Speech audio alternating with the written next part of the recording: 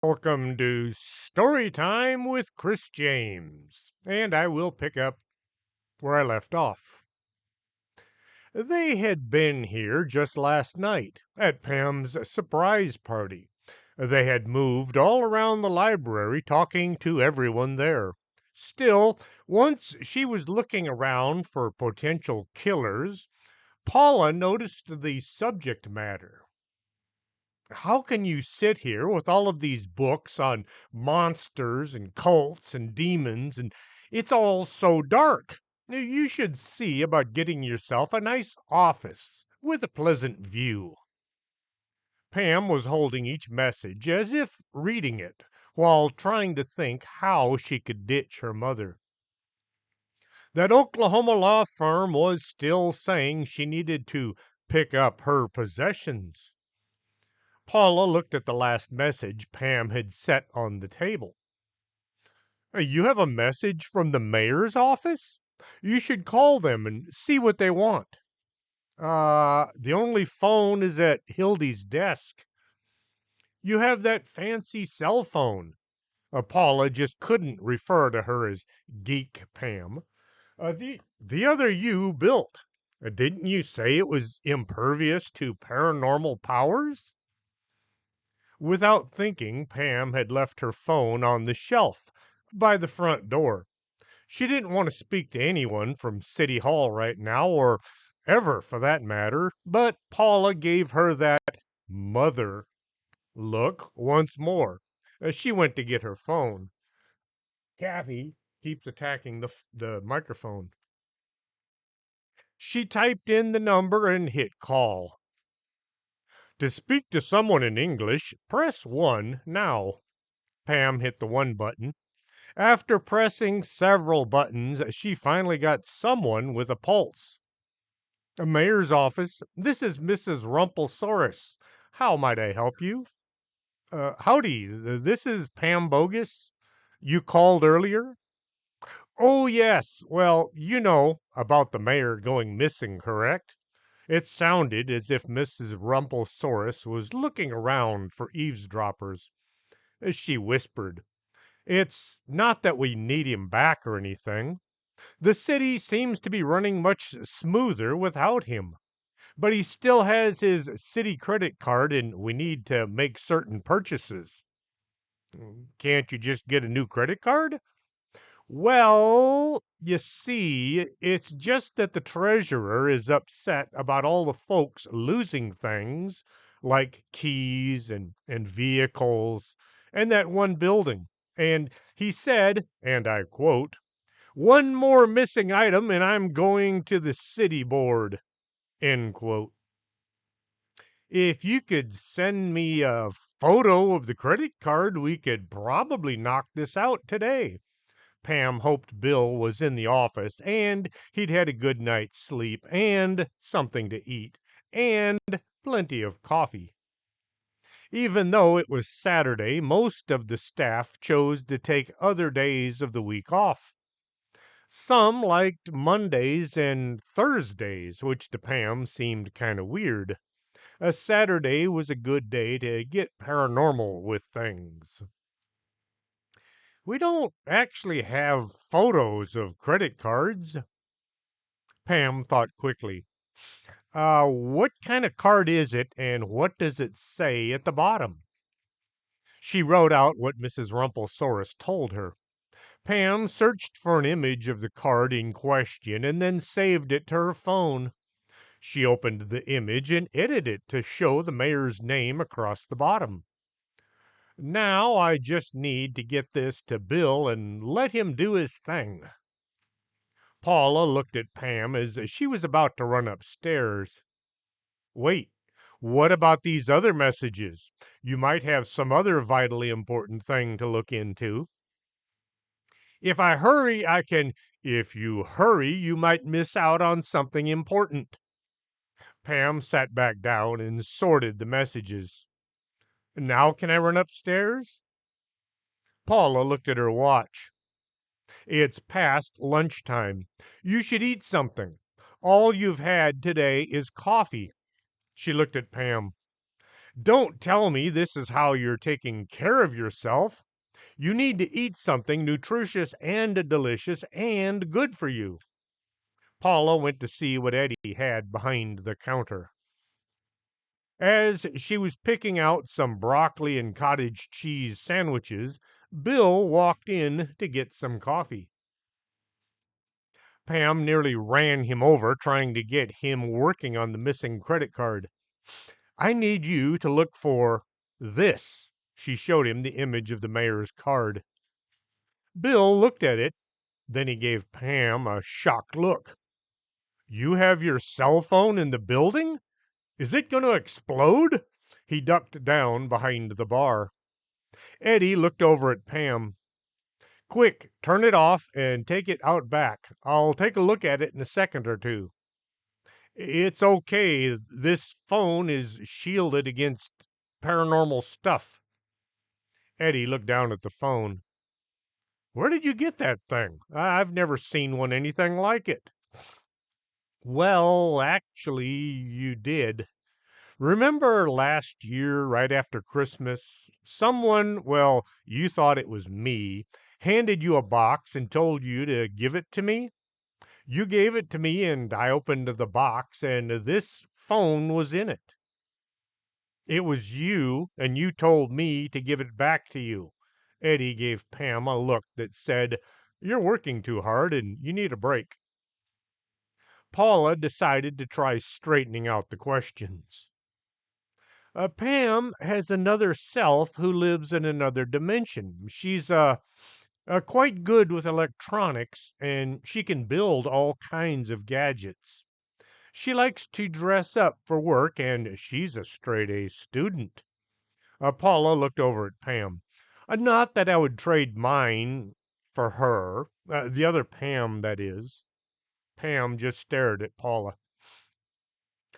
Pam had finally made it upstairs. She had nearly forgotten why she needed to be there. Those stairs are quite a workout. Have you ever looked into putting an elevator in or something? Paula felt like maybe she should have stayed back in the coffee shop. Have you ever been upstairs before? Oh, never. I kind of avoid coming here. The place is just so odd. Paula was glad she wasn't wearing heels. Your dad hardly ever comes up here either. Paula looked around. You need to get some painters in here, maybe a nice yellow or a seafoam green. Pam went looking for Hortense. Paula looked in the other direction. The door to 3A was slightly open, so she looked in. This office is empty. Why don't you use it instead of a card table in the library? As Pam was looking over at her mom, Dieter Shrinkwell, a doctor of psychiatry and psychology, came walking down the hall from the other end. He looked at Paula and then at Pam. Oh, this must be your mother. She looks very much like you, only taller and older. Pam didn't. Pam did what she always does. Yes, sir. Dr. Shrinkwell, this is Paula, my mom. The doctor bowed to Paula and then excused himself and entered his office. The door swung shut. Paula looked around as if she'd seen a ghost. Well, she didn't see him, just the door closing on its own. How many ghosts do you have in this place? Pam tried to count. Well, there's Sharma and Dan. They live in the attic. Dr. Shrinkwell, the Civil War ghosts, the folks in the nightclub out back. We have a lot. Pam went to knock on Hortense's door. It turned out that huge prize had only been $500. They had spent more than that on gas and hotel rooms. Pam was telling Hortense about the Skinwalker and getting her to look for it. Paula was walking around looking at all the mirrors and the snow globes. You have quite a collection. Did you buy all of these, or did folks give them to you? Pam leaned in close to her big friend. Could you hurry? My mom is driving me nuts. I'll see what I can do. Hortense got her chair in front of an old antique mirror. There is something in the basement.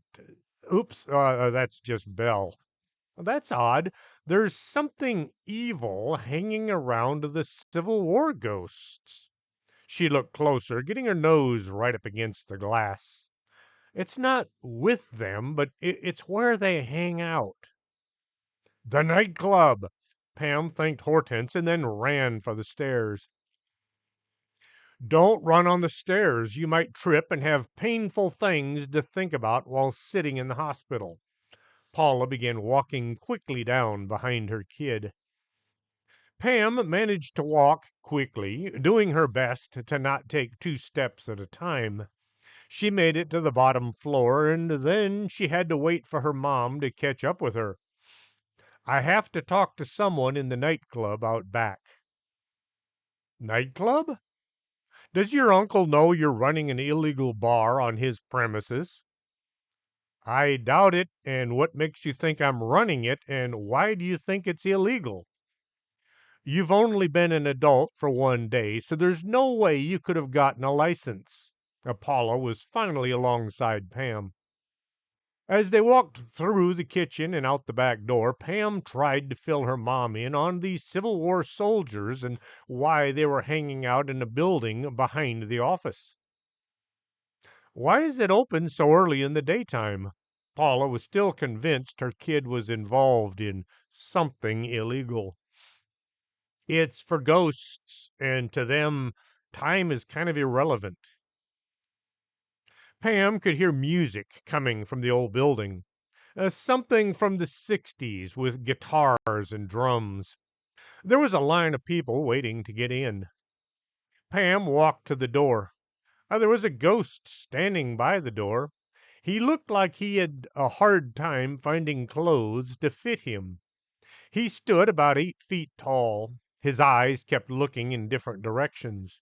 There was what looked like a few bullet holes in him, and there was a knife sticking out from between his shoulder blades.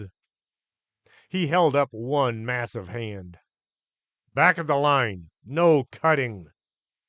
Pam did her best to not run for the mansion. I'm here to talk to Lieutenant Brandleberry. I don't have an. The giant sniffed at the top of Pam's head. Wait a minute. You are alive. No living allowed. He crossed his arms as a show of his ability to keep her out. All the ghosts in the line acted as if Pam and now her mother weren't there. Paula looked at Pam as she talked to empty air. Is this one of your ghost friends? Hi, Paula Bogus. I'm her mother. She held out her hand as if to shake. Not seeing or feeling anything, she pumped her arm up and down a few times as if making contact. The giant only glowered at Paula. You two take your living bodies away from here, or I'll see to it that you join us in the afterlife. Pam was about to point out to this rather large ghost that he would have a hard time doing anything to her or her mother when her cell phone rang. The caller ID showed Hildy's phone. I know it's not hers. It sits on her desk. Bill, what do you have for me? I think I know where that missing card is. It's kind of weird. What isn't weird around here? Pam was moving away from the ghost bouncer, as well as the nightclub, en route to the back door of the mansion. I see the card out in the woods, like maybe the person with it is walking through the woods. Bill was positive, mostly, that he was looking at the right credit card. Can you give me kind of a location? Paula had followed Pam, not knowing why they had ended one mission in favor of another. You really should finish one job before starting a new one. She kept looking around for killers. Bill said, it's uncertain. Pam was now walking down the hallway, heading to the front door, hoping to finish at least one case today.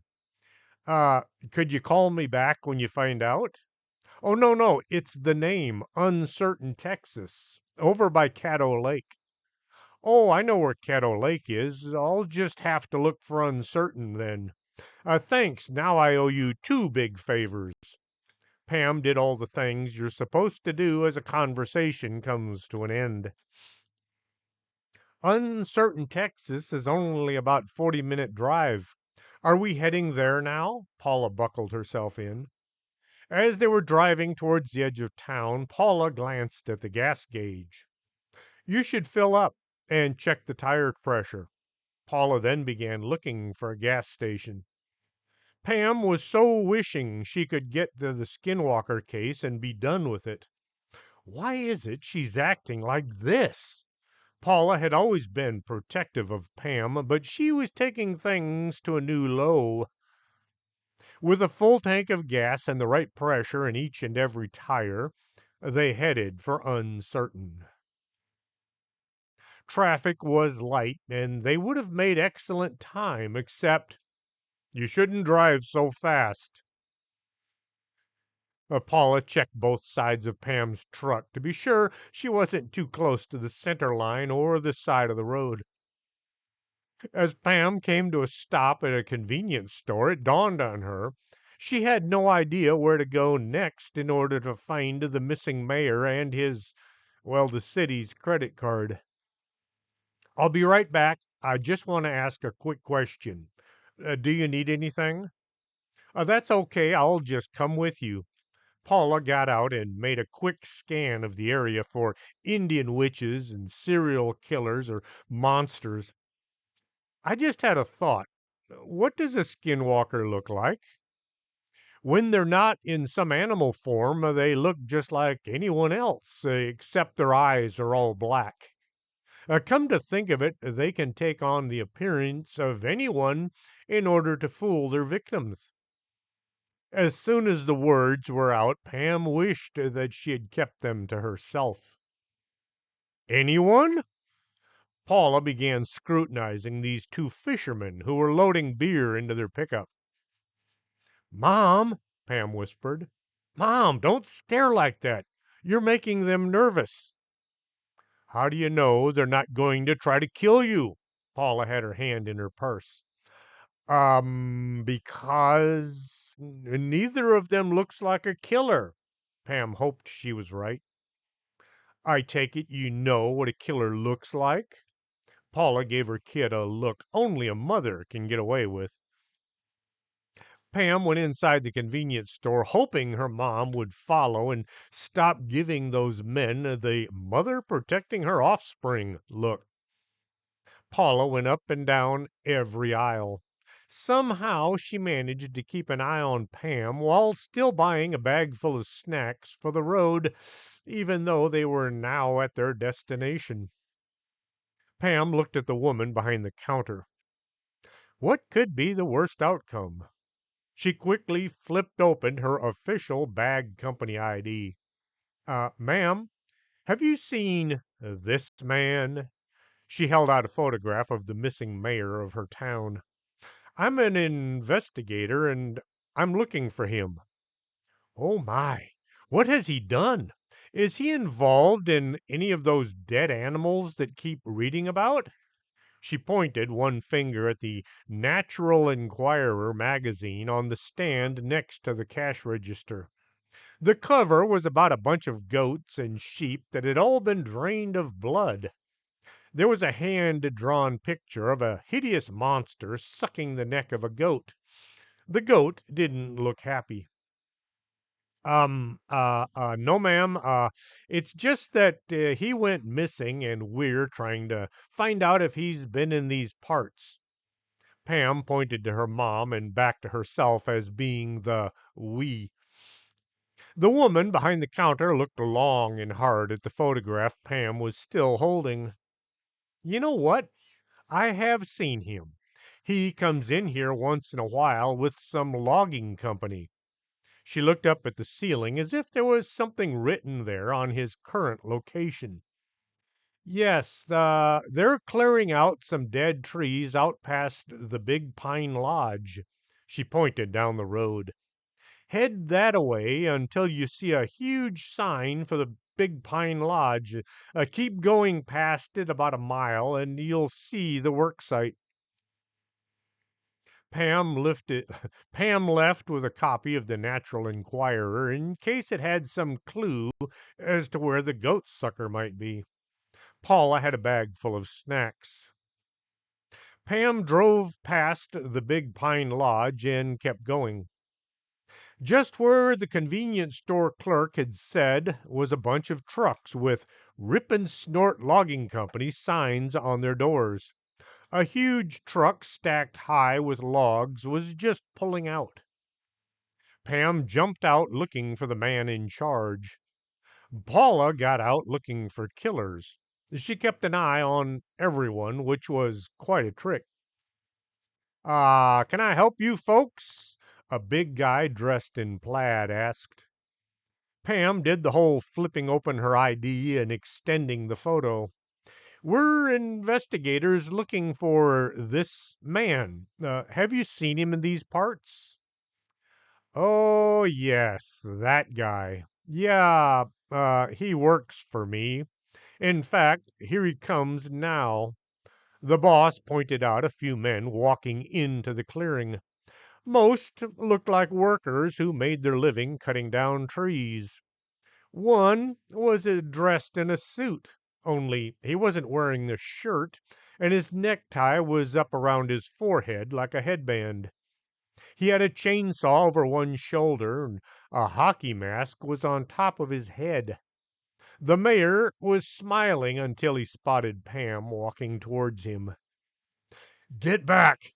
You'll not take me alive. I'm not going back to that life sucking place. He brandished the chainsaw even though it wasn't running. Paula yanked a huge pistol from her purse. She was about to drop the mayor in his tracks. No, sir, we're not here to take you anywhere. It's just the city wants their credit card back. She tried smiling in a non threatening way. Pam could see the suit was in bad shape. He must have been wearing it since he ran away over 2 months ago. His shoes not only needed polishing, they needed new toes and heels. You mean this? He pulled a chain from around his neck, displaying a bunch of plastic cards, parts of a cell phone, and a fancy pen that looked like it was being used to poke things. What do you have to trade? Pam was at a loss. Uh, er, well, we could, Paula stepped in with, how about a package of Dookie Dog donuts? She reached into the passenger side of Pam's truck and pulled out a bag of road snacks. The mayor's eyes got huge. He pulled the chain over his head and threw it to Pam. His hand went for the donuts like they were a check from some big company wanting to do something illegal. It's a trade. Pam sorted through the chain of cards. One was his personal American Excess card. Another was his driver's license. I didn't know that was his actual name. Pam found the card she wanted. Sir, Mr. Mayor, you can keep these. I only needed. Take them. I don't want anything to do with your evil cards of bondage. He looked around the trees. For the first time in my life, I feel whole. This is what I should be doing. He had donut crumbs all down the front of his suit. Pam did pull his driver's license from the others. You might want to hang on to this for Mr. Mayor. He might need it someday. She handed it to the boss. The trip back to City Hall was about the same as the trip out. Paula kept one eye out for killers while at the same time keeping an eye on Pam's driving. At City Hall, Pam saw the sign that Belle had messed with was still there. She pulled in and parked. You can't park here. It's reserved for investigators. It says visiting investigators, and I'm an investigator and I'm visiting. Pam jumped out and headed for the front door. Paula was right behind her. They stepped inside and went through the metal detector that naturally went off. One of the deputies looked at Paula. Do you have anything on you that might be setting off the machine? He pointed to her purse. No, nothing I can think of. Maybe the machine is broken.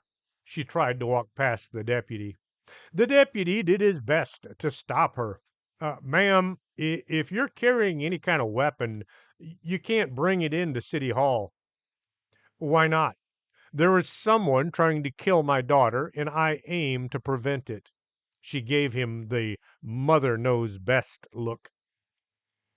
It's just that the mayor is afraid that someone, well, more like everyone, is trying to kill him. The deputy was trying to keep Pam between himself and Paula. Oh, I just happen to know for a fact His Honor the Mayor isn't here today, or yesterday for that matter. She gave the deputy the look that only mothers can make.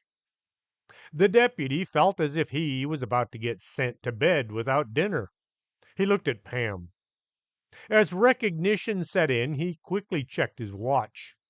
Oh, look, it's time for my break. See ya. And he walked away. The other deputies all began looking around for something to do other than interfere with Paula and her quest to protect her kid. They walked over to the elevator. The mayor's office is on the sixth floor. I guess his secretary must be there as well. They headed on up. Mrs. Rumpelsaurus was at her desk. She was very happy to get the mayor's credit card back. Why is there a hole punched through it? Uh, the mayor had it around his neck. Pam handed over the bill from the bag company. Mrs. Rumpelsaurus wrote out a check and signed the mayor's name to it, and she was about to hand it over. Please, whatever you do, don't tell anyone where the mayor is. The city is running so much better the last few months, and it will continue to do so until the next election. Then I don't know what we're going to do. Paula said, just run him again. She saw the look on the secretary's face. Just dust off his old commercials and run them on TV again. Tell people His Honor isn't making any public events, seeing as he's busy keeping the city safe. That should do it. You know, that just might work. Mrs. Rumpelsaurus handed over the payment. Getting back in the pickup, Pam felt so much better. Now I can relax for a bit. Relax? You still have an Indian witch trying to kill you. Paula looked around the street for suspicious people. They headed back to the office. Pam wanted to talk to Lieutenant Brambleberry. If the Skinwalker was hiding in his nightclub, then not only was Pam in danger, but maybe all the ghosts as well. She wasn't too sure what an ancient Indian witch could do to a ghost, but after what had happened to Rumpus, she didn't want to find out. The giant ghost was still overseeing the front door. Pam was surreptitiously peeking around the corner of the old building. Paula was right behind her. What are you doing? Paula had already tried to see what Pam was doing, but all she seen was the door. Pam stepped back from the corner. I need to speak to the lieutenant, but that ghost bouncer won't let me or us in. Is there a back door? Paula glanced around the corner. Pam thought about what her mom had said. I have no idea. Well, I guess we should go look. The two went back towards the other end of the building. As they were about to pass the stable door where the company car was parked, Calinda Jefferson came walking out. Oh, hey, Pam. Pam introduced Calinda to her mom. And just why do you have her stuck out here in an old storage shed?" Paula was going from smiling at Calinda and giving Pam a motherly look. Pam went into the whole explanation on how Calinda had to stay away from the main building so her overhead projector and computer could work. Paula became fascinated with the whole concept of teaching anyone anything and began asking questions. Pam had already heard the whole story, so she just kind of wandered away. "Pam, where do you get to?" Paula began moving through the building in search of her missing daughter. "I'm right here. I didn't run off." She wished she had. Pam was so looking forward to getting this case solved. "I think I found something." She was looking at a door. Pam would have opened it to see if it led to the nightclub, except it was behind a bunch of shelves running from wall to wall, floor to ceiling, stacked high with junk.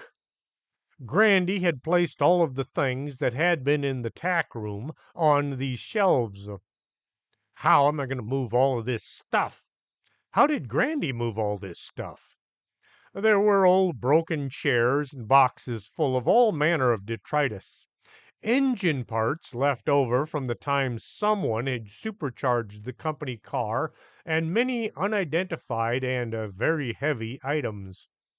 Pam could hear music or something loud coming from the other side of the door. "I'm sure this is the back door we need. I just don't know how we can move all this junk." Pam looked at the wall of things that probably shouldn't be kept to begin with. Paula lifted a stuffed badger from the pile. Stuffing was falling from several holes. "Does anyone ever throw anything away around here?" She threw the dead animal back onto the shelf. Some of its fur was now stuck to Paula's shirt. As it hit the shelf, the badger bumped against a box full of old broken headlights. One light fell out of the back of the box, hitting the bottom of the door. The door swung open. Pam looked at the box of broken headlights. "Hmm, give me a hand." She pulled the box from the shelf. With her mom's help, she got the box moved, and just have to stoop real low to get through. Paula looked at the space. "Stoop? You mean crawl?" "You can wait here. I'll go speak to the lieutenant. You said that Indian witch might be in there. There's no way I'm letting you go in there without me." Paula got down on her knees and crawled through the door. Pam was right behind her. The music was really loud on this side of the door. It sounded like music from the early 60s. Just follow me and try not to run into anyone." Paula gave Pam a poke. "Why are you yelling at me?" "Oh, I forgot. You can't hear the music." Pam tried something in a normal voice. "Do you see anything in here?" "No, it's too dark." Paula tried looking around at nothing. Pam couldn't hear what her mom had said. "You're going to have to talk louder." "I thought we were sneaking in so no one I can't see doesn't know that we're here." Paula knew her kid could see ghosts, but things were getting just too weird. Let's go see the lieutenant." Pam started looking for the door to the main room. As they were slowly making their way across the storeroom, a door swung open, flooding the room with dim light, and someone came in. A woman, dressed as if on her way to a costume party, began looking into boxes. She froze when she saw Pam and her mother. "Ah, good afternoon. We're just looking for the ladies' room." The woman pointed out the door to the left. Once in the main room, Pam looked around for the Civil War officer. There was a bunch of young-looking ghosts, all dressed in matching suits, performing "Ain't Got No Home." The lead singer had some very thick-framed glasses, and his suit looked like he'd been in a plane crash. Pam spotted the lieutenant. Over there by the corner. Follow me, but try not to bump into anyone. Paula said something about how Pam was now repeating herself, but Pam couldn't hear it. As they were approaching the corner table, the lieutenant saw them and rose to his feet. A woman in a floor-length hooped dress gave Pam and then Paula a jealous look. "Ah, my dear Pamela, you grace our establishment with your stunning looks. And this must be your sister. She looks so much like you." "Uh, no, this is my mom, or my mother, Paula." Pam looked at the woman in the long dress, who was giving her, Pam, the once-over. "This fine young lady is Marigold Grunion. She lives across the road from your offices. Today she came to investigate the sounds coming from our establishment and decided to give our small establishment with her presence." Marigold held out one hand. "My pleasure." Her eyes said it wasn't. Pam tried to shake hands, which led to both of them making uncomfortable faces. "I see you must be one of the living Horatio was telling me about." Her look turned from cold to hot once her eyes were back on the lieutenant. The lieutenant got both women. Well, yes, Pam was now a woman. Well, a young lady. The lieutenant got Pam and Paula seated. Being a gentleman, he pulled out the chairs so they could sit down. Paula saw a chair move, but nobody was moving it. "Is this safe?" she asked. "I see your lovely companion is not endowed with your talent for seeing us spirits." The lieutenant finally got a waitress's attention. "What would you like for your afternoon refreshment?" "Uh, sweet tea, if you have it." She looked at her mom. The waitress arrived with 4 tall glasses and set one in front of each of them. Paula watched as a glass of tea appeared out of nowhere. Once all the formalities had been gone through and everybody was properly refreshed, Pam got down to business. "I wanted to ask you if by any chance you've encountered any kind of magic here lately." She looked around the room for suspicious-looking characters. "Evil magic, not regular magic." Only hearing one side of the conversation, but wanting to help out and not be left out, Paula added, "We came by yesterday, but Pam encountered some kind of an obstruction by the front door." "An obstruction, you say? Just what might that have been?" The lieutenant looked at the front door. Pam had to answer, since Paula had no idea what the question was.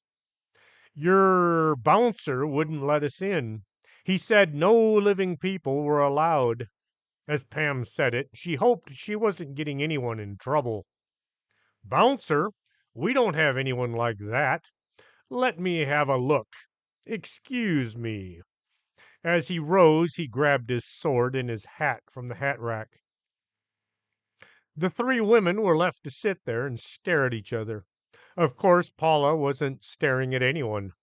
She was looking around the empty room with nothing but cobwebs and straw for decoration. The sound of yelling, followed by scuffling, came from the entrance. Pam jumped to her feet, not sure if she should run and help or stay and listen.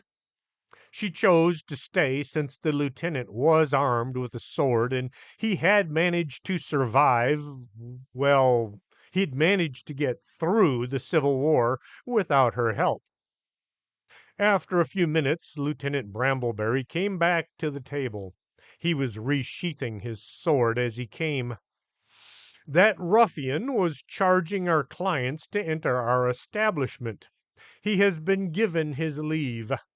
He shall not sully this establishment again." They all got back to the question at hand. "As for magic, the only magic around here has been what is coming from your mansion. It rather glows at night." "No suspicious characters hanging around?" Pam looked around for anybody more suspicious looking than the others. You would be hard pressed to find anyone who is not somewhat on the suspicious side in these parts. How about Indians? Feather, not Dot. Any people hanging around that look like that? I have not seen General Stan Waddy since we trounced those Yankees at the Battle of Elkhorn Tavern. The lieutenant looked around to be sure he wasn't speaking bad in front of any of the boys in blue. We've had several boys from the Cherokee Nation serving in our ranks. Pam had been hoping to find some answers in the nightclub. Hortense had thought there was something to be found here.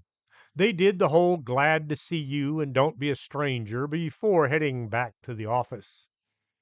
Pam was going to see if Dolores was busy and asked if she could look into the dead goats. That was the plan, anyway. I need to get home and start dinner. Paula stood there looking at Pam. Pam looked back at her mother. Okay, I'll see you in. I rode here with you, and I'm not about to let you out of my sight. Not until this Indian witch is in the ground. Paula stood waiting for her kid to get a move on. But I have things I need to do. Pam tried her best to outpower the pull from her mother. The two went through the mansion, past Hildy's desk. Hildy held out a few phone messages. One was from that law firm. It said something about if she didn't come pick up her things, they would have them shipped at her expense. The two walked out the parking lot. Paula was already belted in as Pam got behind the wheel. I have some leftover meatloaf, and I thought I might make an exciting pizza. Pam thought this would be an excellent night to be very late for dinner. As they drove past the gas station, Pam saw a tall, thin man, dressed in a fur cloak, standing there staring at them. When she looked at his eyes, looked at his face, she saw he was an Indian, a feather, not Dot, and he had black eyes. Pam quickly looked away. I thought this guy was shorter and rounder. Once her pickup was on the other side of the station, Pam looked in her rearview mirror. Where the man had been standing, there was now a coyote. It began to lope along the street, keeping up with them.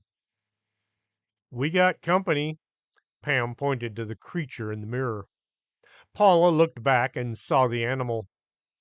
I think that's the same one that ruined your wardrobe. She pulled her pistol from her purse. That won't do any good. You can only kill a skinwalker by shooting it when it's in its human form, using a bullet that's been dipped in white ash. Pam was thinking about how to kill something that was trying to kill her. How about if we get it to look at its own eyes in a mirror? Paula had heard this somewhere. No, wait, that was the Diablero from Coal Shack. She carefully put her pistol back in her place. Pam tried to speed up. As she got to and then past the posted speed limit, the coyote stayed with them. She waited for her mom to say something about how fast they were now going. He's still with us. Can you go a bit faster? Paula was watching back as they sped forward. The signal light ahead was red. Pam didn't want to just run a light, so as they got close, she put her signal on and made a taxi stop and went right at the corner. Is he still there? Paula was now keeping her full attention on driving. Pam, not Paula.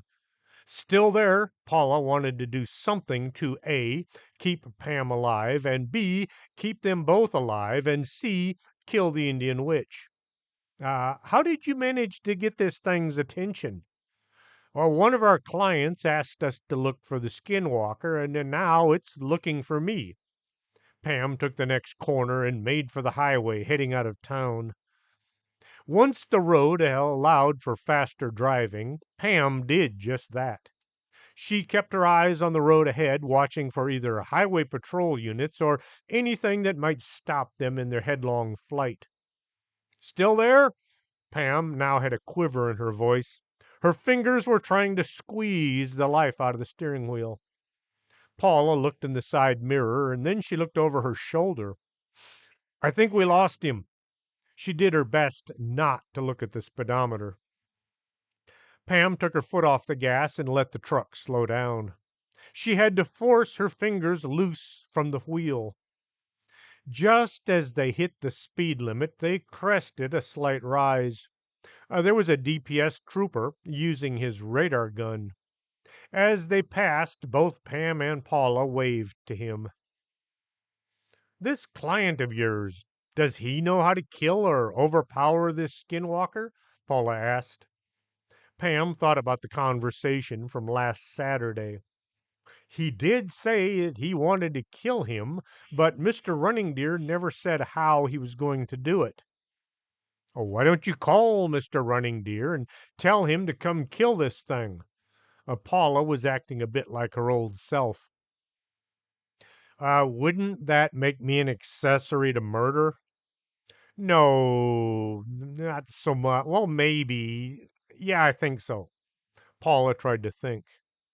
It would be self-defense, I think. She made a note to quickly ask around about this. As Paula went to start dinner, Pam got the piece of paper with Robert Running Deer's phone number. She punched in the number and listened as it rang. When it was answered, Pam got busy. Mr. Running Deer, we found your Skinwalker, or rather, he found us. Oh, that. It's just that guy that we thought was a Skinwalker. Well, it turns out that he was just a really weird guy. He disappeared because he was trying to avoid his girlfriend, who's a bit dangerous. He had family living in y'all's town. Well, we have a Skinwalker in our town, and I was hoping you could do something about it.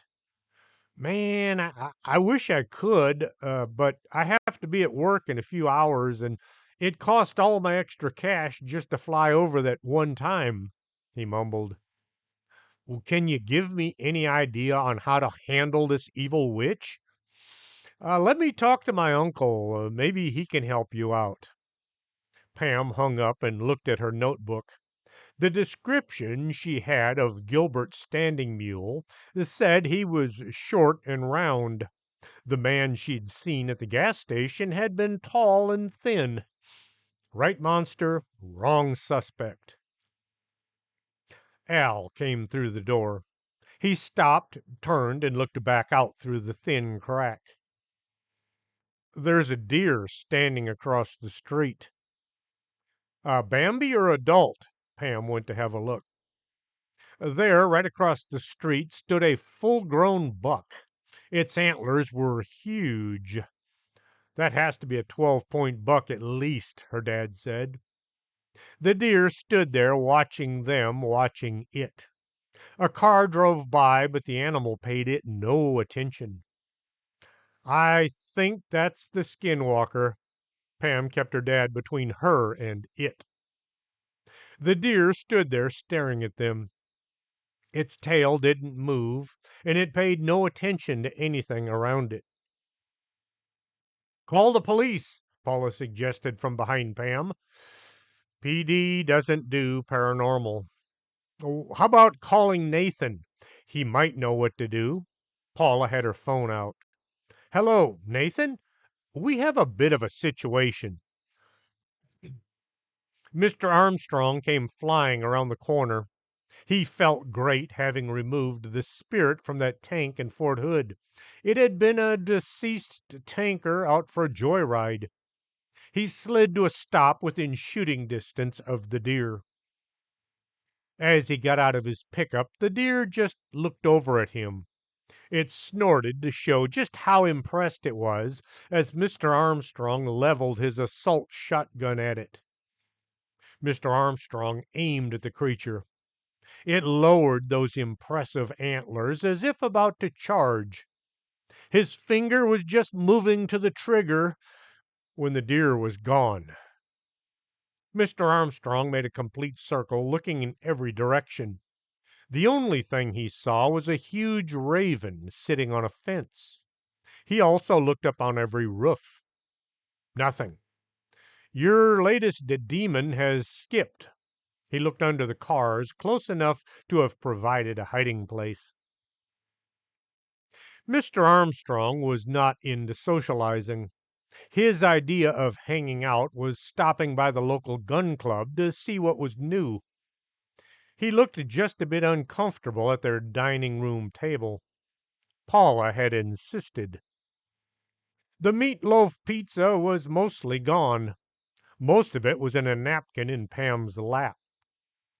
Nathan, whatever happened to that young lady you were going with? Paula thought a second. The one that owned a bunch of warehouses. Things didn't work out. She had warrants. Pam was amazed that her parents knew so much about Mr. Armstrong. Pam just listened in, absorbing all the things she never knew about the semi-licensed investigator and her parents. Once dinner was finished and the dishes washed, dried, and put away, Mr. Armstrong aimed one huge finger at Pam. "You're coming with me." He stood up. "It's way past time you had some training." Paula went to get her purse. "Paula, you should stay here. It will be easier." He started towards the door. "I'm not letting my kid out of my sight. What if something—" She looked at Mr. Armstrong. "Well, I guess if you can't handle it, nobody can." Pam was glad to get away from her mom, if only for a short time. "Where are we going?" "Gun club. You're an adult now, and you should start carrying." Pam looked at her clock. "Isn't it a bit late? Won't the range be closed?" "It is. I have the key." Her dad had been saying he was going to teach Pam how to shoot, but things always came up that kept them from ever going. She was both thrilled and terrified. Mr. Armstrong wasn't what most would consider a good teacher. He was a scoutmaster, but she wasn't in the Boy Scouts or the Girl Scouts. The gun club had its own indoor range. Mr. Armstrong hefted a huge bag from the back seat of his pickup and walked to the door. He pulled the key from his pocket and opened the building. He flipped some switches and the lights came on. "Have you ever shot a handgun before?" He was thinking about a few weeks ago when he'd loaned her a 9mm without asking. "Well, my dad took me shooting once. I managed to not shoot myself or him." Pam was hoping this would not be as scary as it was feeling. This might take a while. Once in the range, Mr. Armstrong opened the bag. He pulled a few pistols out.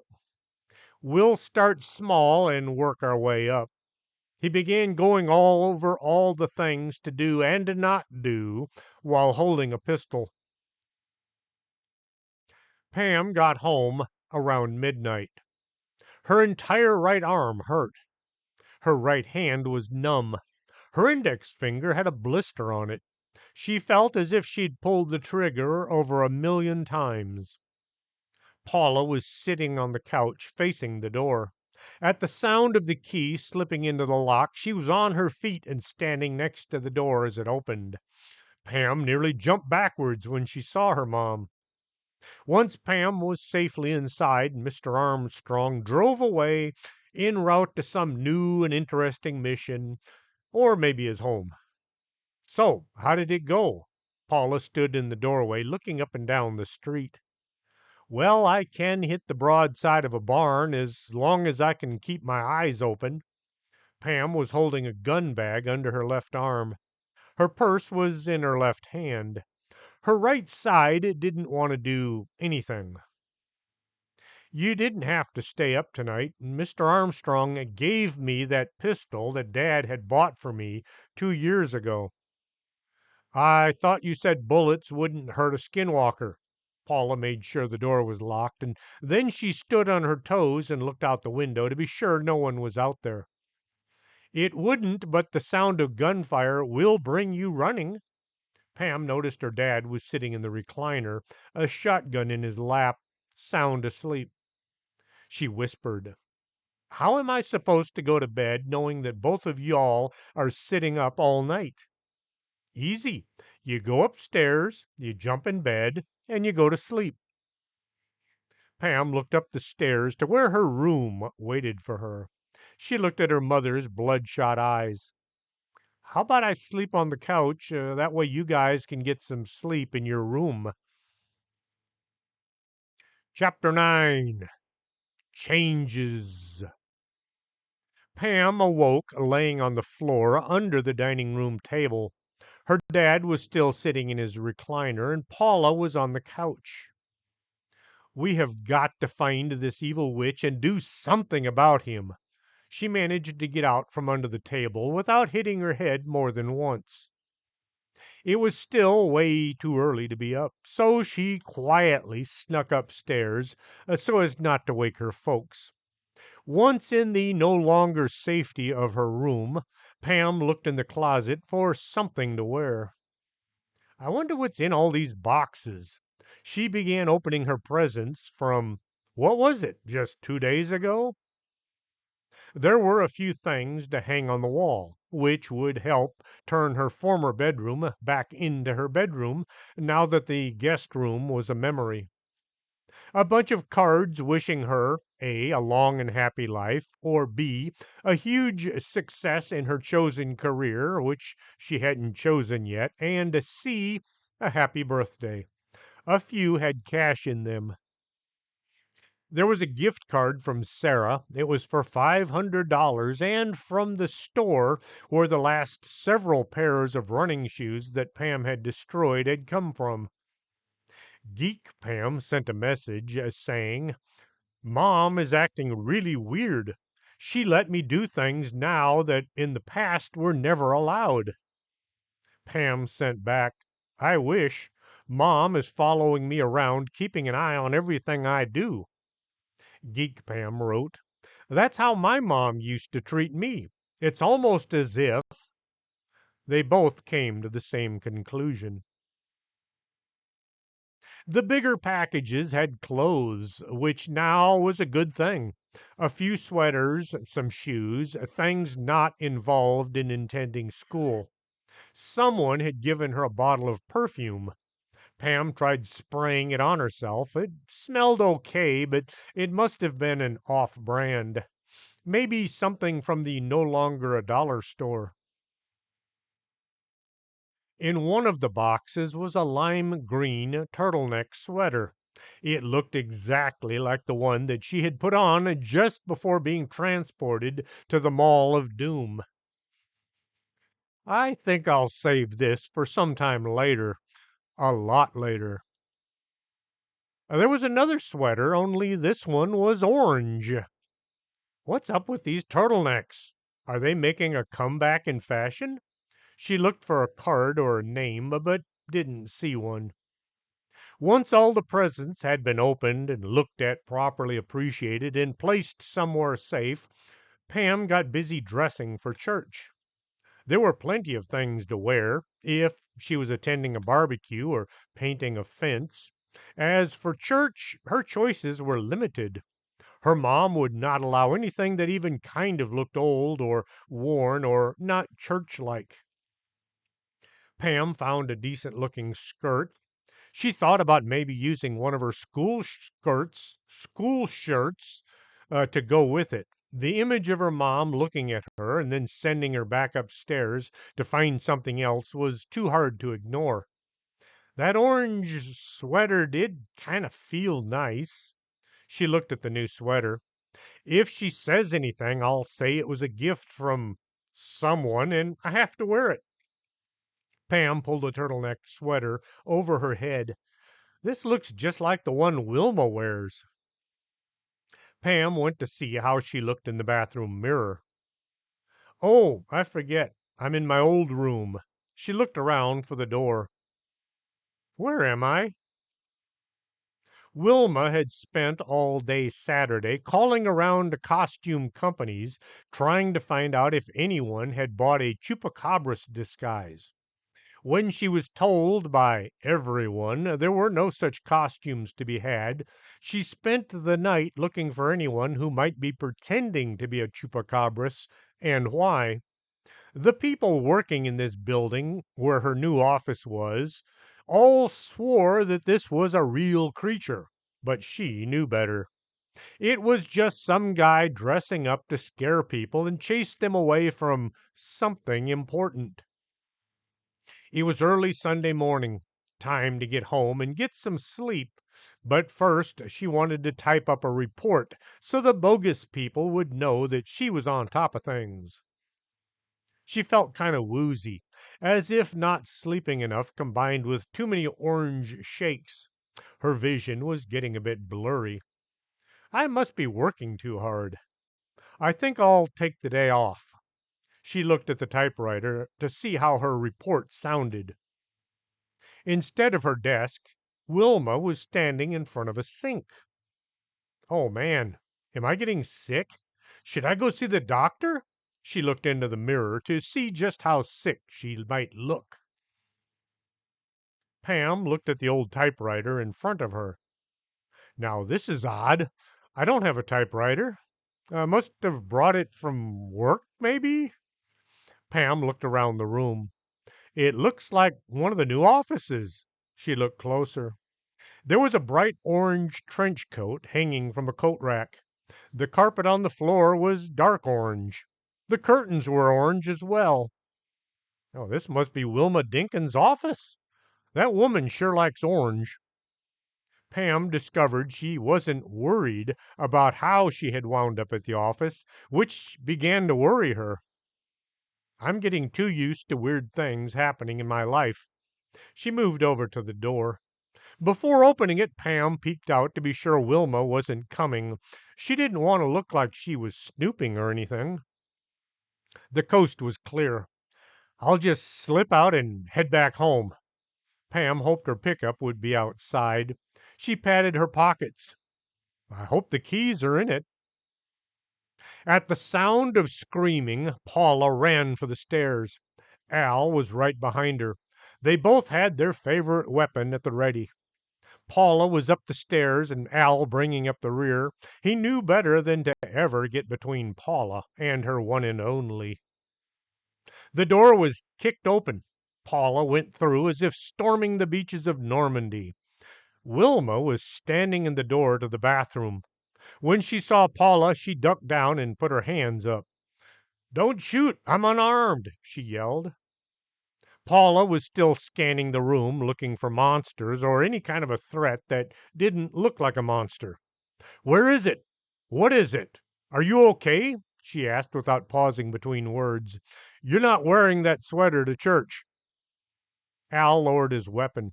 "Are you okay? You scared the heck out of us." He looked under the bed for anything that shouldn't be there. "Where am I? What's going on?" Wilma had no idea where she was or who these people were. She tried to adjust her glasses, only to find they were gone. "Oh man, my glasses!" She realized she could see just fine. Paula went from protection mode to mother in the wink of an eye. "You can't go to church dressed like that. That's an awful color, and it doesn't go with that dress." "What? Awful color? I love orange." Wilma looked down at the sweater. Al checked his watch. "No time. We'd best get going. I don't want to be late. We'll have to sit with those screaming kids again." Wilma didn't want to go to church. She never went to church. It was as if she couldn't resist the orders coming from that weird woman. She felt like a little kid once again. "Let's go. You'll just have to tell people that sweater was a gift from someone, so you had to wear it." Paula waited by the door until her one and only kid walked out and down the stairs. Wilma felt so weird sitting there acting like someone that she wasn't. Who are these people? She kept asking herself. Every few minutes she tried to adjust her non existent glasses. And with that, I'm going to call it a break for the evening. Don't worry, I will return soon with the next exciting episode of Unhappy Birthday. Until then, this is Chris James for Storytime.